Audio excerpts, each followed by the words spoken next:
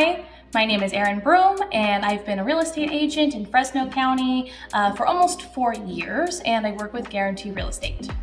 Today I'm going to touch on a couple things that your realtor wishes that you knew.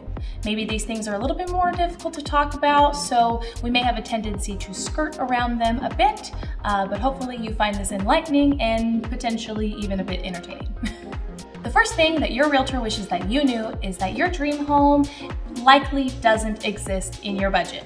Every time I sit down with a new buyer, I try to have an open discussion about the wants, the needs, and the expectations for the new home.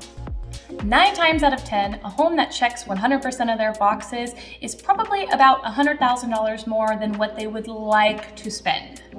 But humans don't respond very well to being told no, and I really don't like being the bad guy.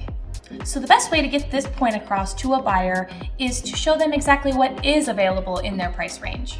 If you want at least 4 bedrooms, 2,000 square feet, a pool, and be in the heart of Clovis, a $300,000 budget likely isn't going to get you there. Nobody enjoys having that conversation. There are 2 options in this scenario. Either you compromise on your wants list or you spend more money. Personally, I never want my clients to feel house poor if a majority of their income is going towards their mortgage. So I try to do my best to dive deep and figure out what is a true need and what aspects of a home can be compromised on. You'd be shocked at how many buyers go significantly over the budget that they originally set for themselves. The second thing that your realtor wishes that you knew is that there are things that we cannot tell you. There are a ton of laws and ethics codes when it comes to dealing in real estate. Sometimes a client can ask what seems like a very innocuous question. Is this a good neighborhood? And even if I have an opinion, I can't express that to you without potentially getting myself in a lot of trouble. Instead, try to have a very well-defined area when speaking to your realtor about where you would like to live. For example, I want to be north of X Street and east of Y Street. That gives us clear-cut parameters to work within and make sure that we're not doing anything that can be seen as unethical or potentially discriminatory. We also are forbidden from giving you tax or legal advice. If you need that kind of advice, I promise I'm not trying to do you a disservice. It's just that I'm smart enough to know what I don't know, and there are other professionals out there who can guide you so much better than I would be able to. I am, however, always happy to provide resources that can help, such as CPAs, attorneys, and title companies. The third thing that we wish that you knew is that our goal is not to work for free. I know that sounds self-explanatory, but hear me out. Let me explain myself. I get to work with so many clients on a daily basis that make my job incredibly fulfilling. But there are also some that run us ragged with no true intentions of ever buying or selling that can make even the most enthusiastic agent jaded over time. As a prospective buyer, you need to make sure your financial situation is in order before you find the home that you love. Otherwise, it'll be gone. And if you have questions about what a pre-approval is and how to get one, I made a whole video about that I'll link somewhere up there. If I've told you and hinted at you to get a pre-approval repeatedly and you continue to ignore this crucial step in the process while asking me to show you homes every day, it gets old really quickly. I cannot write an offer without a pre-approval letter. So showing you homes that will be off the market by the time you get it is a waste of both of our time. At the end of the day, we want to be helpful, but this is our source of income ultimately, and you wouldn't work for free, would you? Instead, if you're just interested in seeing what's on the market, I highly recommend going and checking out some open houses on the weekend. Sometimes they even have cookies.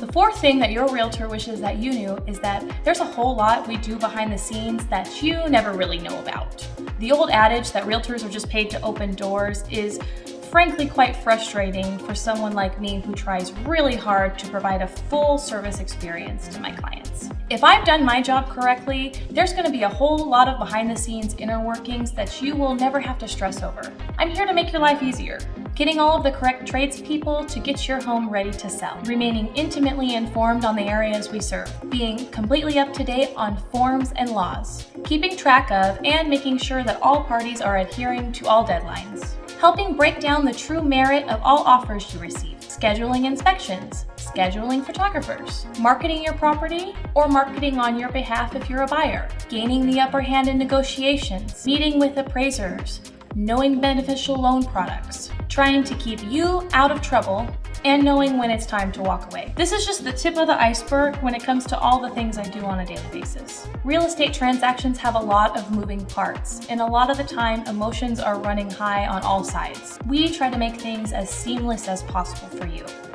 And number 5, the last thing that your real estate agent wishes that you knew is that we cannot predict the future. Some of my absolute favorite questions to be asked are, how long will my house take to sell? What is it going to take to get this house? What's going to happen in the market? And the absolute showstopper, what should I do? I will always do my best to provide you with all of the information that you need to make a well-informed and wise decision. But at the end of the day, decisions in real estate are solely up to you. And if you ask me for my opinion, I'm happy to give it to you. But keep in mind that real estate can be unpredictable. Like, who would have thought we were going to see a 26% appreciation year in 2021? Not me. Arynne, if we write this offer at $50,000 over asking, will we get the house? Well, I personally think that's a very strong offer, but I can't say for sure that someone won't offer more. There are just some things that I cannot know for sure and I cannot guarantee. Trust me, if I could, I'd be rich. So those are 5 things that your realtor wishes that you knew. I'm sure I'll think of more, but for now I'll leave you here.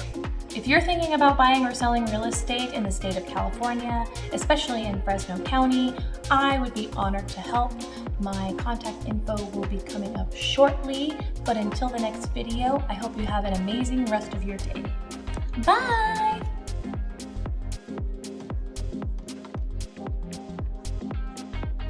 Clickety click click clack. I like working from home because I don't have to wear shoes. I will always love you. Oh, dog. Mrs. Rabbit is like truly my spirit animal. Where's my dog?